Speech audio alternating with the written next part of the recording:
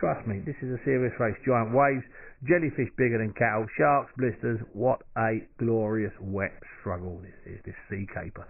Now the journey will take take about 60 odd days, and we can see how they're getting on as one of the rowers is on their satellite phone. Hopefully right now we can speak to Londoner Richard Hume, as it's Tom's rowing shift at the moment. I hope. Hi Richard. Hi, how you doing? Yeah, fantastic. Rich, what are the conditions like now where you are? What are they like? It's not too bad. It's pretty choppy, but the sun's just going down. Tom is rowing at the moment. Well, he's paddling at the moment, I should probably say. He's paddling. And we're slowly going south before we turn west to Antigua. Now, do you row continually in 6-hour shifts and sleep, or do you have the night off? How does it work, Tom? Oh, sorry, Rich. How does it work? We're trying to do 2 hours on, 2 hours off. So there's always one of us rowing the whole time. Yeah. We had last Sunday. We were just both absolutely shattered, so we decided to both sleep the night in our cabin. But the problem is the cabin's not too big, so it's actually more comfortable to be rowing than it is to be sleeping right next to one another. But can I ask you this about? I've never ever. I mean, James Cracknell, I know, did something similar. I never asked him. Do you guys get to jump in the sea occasionally if you want to? Well, or doesn't it work that way? You know, just to freshen up. The plan is to certainly do that. We're going to have to clean the underside of the boat because you get little barnacles sticking onto the bottom. Wow. But on day 5 or day 6, we must have seen a 30-foot whale. Wow. And it just sort of all of a sudden makes you realise that there's actually a few things in the water. So we're not rushing to get in, but we will be getting in at some point. I just think that, you know, there's an occasion when the sun's out and it's a bit calm, you're becalmed, and it's a change over of a shift, and it would just be nice to jump in and get a bit grimy. Because it is. Yeah, I mean, we can certainly both do with a shower, so I'm sure there's some of the time we always jump in. Because it does get a bit grim in that little cabin, doesn't it? A tad sweaty. Yeah. And it just sort of. I mean, today we left the back hatch open for the second time, and a wave came in and sort of got the whole place absolutely soaking. So it's getting pretty humid now. Now, what about it gets really uncomfortable during the night. What about food, Rich? Are all your meals sort of prepared, or have you got any delicacies to break the monotony of that cardboard palate? We've got we're eating about 7,000 calories a day of loads of chocolate and some dried food that we add water to.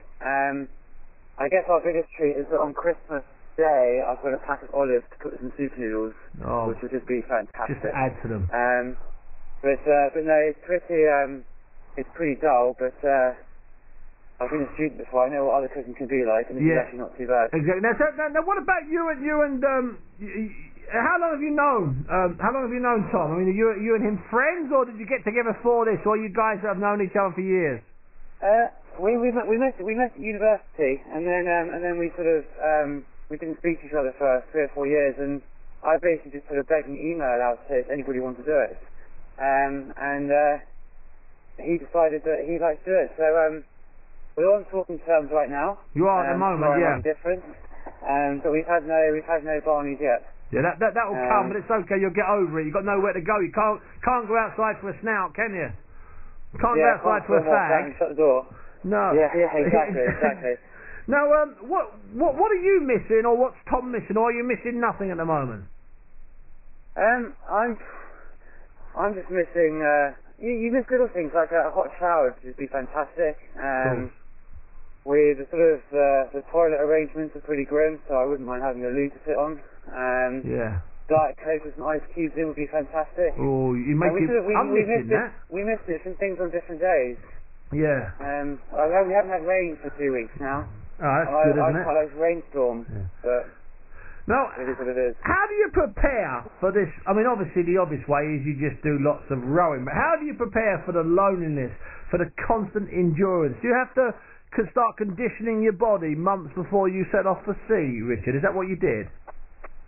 Well, no, we took both different approaches. Tom's been actually really good, and he prepared for it as though it was going to be an absolute total nightmare, and anything else was a bonus.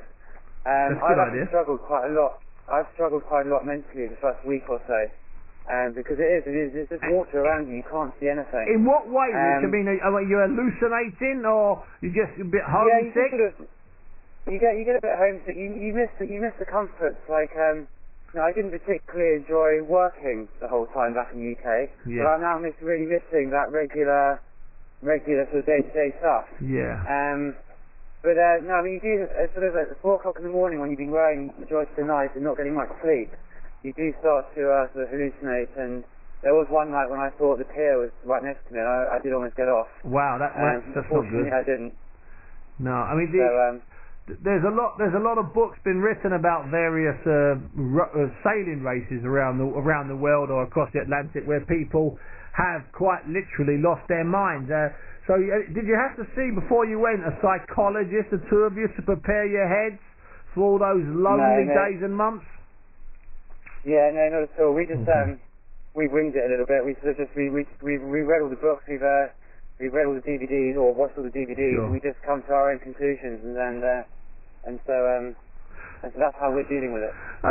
Tom's just got in, and I know there's a lot of people listening who know both of us. I'm going to pass them on to you. Okay, put Tom on. Listen, Richard, enjoy your next 2 hours of solid rowing through the Atlantic. And I will put Tom on. Thank you very much. No, my pleasure. Tom Barnes. Hi, Steve. How are you, Tom? Yeah, very well, thanks. Not too bad. Richard's given me a couple of minutes off. It's very kind of him. Yeah, it is. I know. He said you've been a bit shiftless. He said you've been in bed most of the days with your feet up. I wish. I wish. Tom, how It'd be very nice. Tom, how are you coping mentally? And I mean that because I know that's one of the big barriers out there in the ocean. How's your strength? Yeah, it's okay at the moment, but I mean, I just sort of said to myself before we came away, it's going to be hell, and if it's any better than that, then it's a bonus. But so far, I mean, there's been some real tough times, but it hasn't, broken me yet, and I'm sure it will come. It's just a question of time, I guess. Well, you do get stronger as each day goes on. That's natural, isn't it? You just got to stay in charge of your emotions. It seems to me. Yeah, no, very much so. But I think the beauty of having this boat out here is that we can help each other. Yeah, there's times when I'm down, there's times when Rich is down, and we can see it. The other one doesn't have to say it. You can just sense it, and you can just sort of try and help each other out. And I mean, there's guys out here at the moment who are on their own, and wow, that's pretty tough. I mean, I can't even get my head around rowing solo for 6 hours, let alone whatever it is, 60 days solo would just be sensational. They'll be out here for maybe 100 days, some of them, on their own. And they may not see another person or boat the whole time, all the way across. That's pretty impressive. That's not pretty impressive. That is amazingly impressive. Now, could I listen, Tom? It's been a pleasure talking to you and a pleasure talking to Rich. And what I'd love to do is maybe catch up with you in 10 days or whatever. I mean, you're only 17 days in at the moment. Would that be possible? Yeah, that's right. Yeah. Right, I'd love maybe in a week or 2 weeks, because it'd be great to get 2 weeks. It'd be great to get an update because I'm really intrigued by guys that row and sail across the Atlantic or around the world, either solo or in teams, because I know it pushes athletes, and you're athletes. It pushes you to the extremes, and I like that extreme. Listen, Tom, give Rich my best.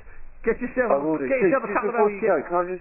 Go on, mate. Can I just say one couple of things very quickly, if possible? Of course you can. One thing is just to thank everyone from back home. I mean, doing a trip like this, we're inundated every day with texts and emails from friends and family back home, and it really does make a difference. Like, we read them out to each other and sort of have ourselves in fits of laughter.